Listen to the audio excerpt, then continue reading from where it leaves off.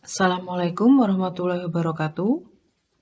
Pada kesempatan kali ini, kita akan melanjutkan pembahasan masih pada bab vektor, yaitu tentang vektor di ruang berdimensi 2 atau di R2.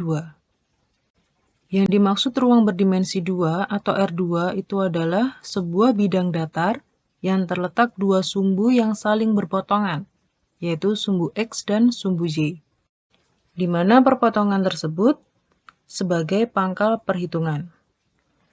Bisa kita lihat di sini. Di sini ada beberapa contoh vektor ya. Untuk vektor di R2 itu ditandai dengan arah perpindahannya secara, yang pertama kita lihat secara horizontal.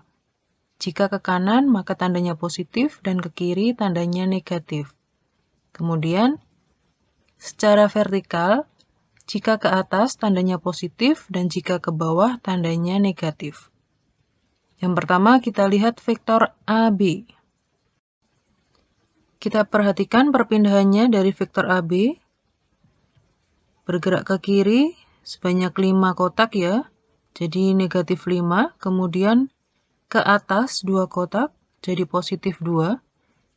Jadi bisa kita tuliskan vektor AB itu sama dengan negatif 5, 2. Selanjutnya, vektor CD. Kita lihat perpindahannya, ke kanan 1, 2, 3, positif 3 ya, dan ke atas positif 2. Sehingga vektor CD itu sama dengan 3, 2. Selanjutnya untuk vektor PH, kita lihat di sini, untuk perpindahan secara horizontalnya tidak ada, tetap di sini.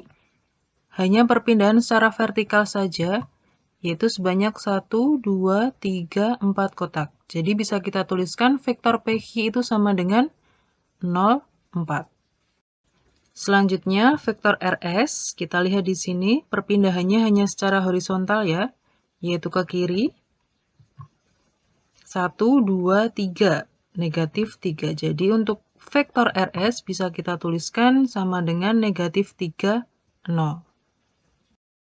Kita lanjutkan untuk vektor posisi. Perhatikan gambar berikut.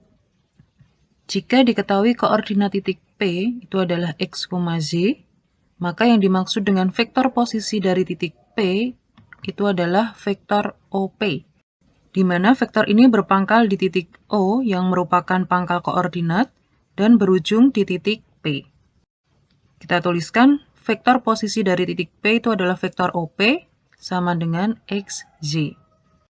Dan sebaliknya, jika diketahui vektor posisi dari titik P itu adalah vektor OP sama dengan XZ, maka koordinat titik P-nya adalah X, Z. Di mana vektor posisi titik P sering ditulis dengan vektor P. Penulisannya seperti ini, P diberi garis bawah. Selanjutnya tentang basis vektor pada bidang R2. Misal I dan J itu adalah vektor-vektor yang besarnya satu satuan dan masing-masing searah dengan sumbu X positif dan sumbu Y positif, maka semua vektor A dalam bidang XOZ atau bidang koordinat dapat dinyatakan sebagai kombinasi linier dari I dan J. Misalkan di sini ada vektor P. Vektor P dinyatakan sebagai kombinasi linier yaitu sebagai berikut. Vektor P sama dengan XI ditambah JC. Bisa kita lihat di sini, koordinat titik P-nya itu X, Z. Kemudian, untuk perpindahan secara horizontal itu dinyatakan dengan vektor I. Jadi kita punya XI, kemudian ditambah dengan Z, dan perpindahan secara vertikal itu ditandai dengan vektor J ya. Jadi ditambah ZC. Selain dengan kombinasi linier, kita sudah mengenal vektor P bisa juga dinyatakan dalam komponen, yaitu vektor P sama dengan dalam kurung X, Z atau vektor P sama dengan dalam kurung XZ. Untuk contoh vektor dengan kombinasi linier bisa kita lihat pada gambar berikut. Jadi untuk perpindahan secara horizontal itu dinyatakan dengan vektor I ya. Dan secara vertikal kita nyatakan dengan vektor J. Kita lihat untuk vektor AB, perpindahannya secara horizontal ke kanan 2 kotak, kemudian ke atas 4 kotak. Jadi, dengan kombinasi linear bisa kita tuliskan vektor AB itu sama dengan 2I ditambah 4J. Selanjutnya untuk vektor CD. Perpindahannya hanya secara vertikal ya, yaitu ke bawah 2 kotak. Jadi secara kombinasi linear, vektor CD itu sama dengan negatif 2J. Dan untuk vektor PH, perpindahannya ke kiri 4 kotak dan ke bawah 1 kotak. Jadi dengan kombinasi linear, vektor PH itu sama dengan negatif 4I dikurangi J. Dan untuk vektor RS, perpindahannya ke kanan 4 kotak. Jadi dengan kombinasi linear bisa kita tuliskan vektor RS itu sama dengan 4I. Kemudian kita lanjutkan untuk besar vektor atau panjang vektor pada bidang R2.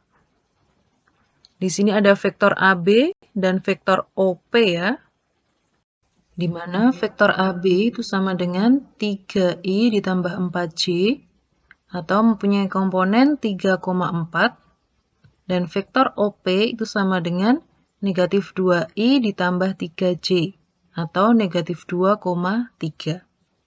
Kemudian untuk menentukan panjang vektor, langkahnya kita gambarkan segitiga siku-siku dulu dengan hipotenusa atau sisi miringnya itu adalah vektor AB dan vektor OP. Kita coba untuk yang vektor AB dulu ya. Kita buat segitiga siku-siku dengan AB-nya sebagai sisi miring. Kemudian dengan dalil Pythagoras bisa kita tentukan panjang vektor AB-nya. Kita lihat di sini, ini panjangnya 3, kemudian ke atas 4 ya. Jadi panjang vektor AB itu sama dengan akar dari 3 kuadrat ditambah 4 kuadrat, yaitu sama dengan 5. Selanjutnya untuk panjang vektor OP bisa kalian coba sendiri ya. Dengan langkah-langkah yang sama, gambarkan segitiga siku-siku terlebih dahulu, kemudian tentukan panjang OP dengan menggunakan dalil Pythagoras. Jadi kita peroleh kesimpulan. Yang pertama, vektor OP atau vektor posisi P dapat dinyatakan sebagai kombinasi linear dari I dan J, yaitu vektor P sama dengan XI ditambah JJ. Yang kedua, vektor OP atau vektor P dapat dinyatakan dalam komponen X, Z atau dalam kurung XZ. Selanjutnya, panjang vektor OP atau besar vektor OP itu bisa kita tuliskan dalam bentuk seperti ini. Ini dibaca panjang vektor OP. Jadi, jika diketahui vektor OP sama dengan XI ditambah JJ atau dalam bentuk komponennya itu XY, maka bisa kita tentukan panjang vektor OP itu sama dengan akar dari X kuadrat ditambah Z kuadrat. Untuk soal yang tadi bisa kita tuliskan seperti ini. Panjang vektor AB sama dengan 5. Ya, itu tadi pembahasan tentang vektor di R2. Selanjutnya bisa kalian coba kerjakan tugas mandiri dan tugas kelompok pada modul pembelajaran matematika agar kompetensi kalian lebih berkembang. Sekian, terima kasih. Wassalamualaikum warahmatullahi wabarakatuh.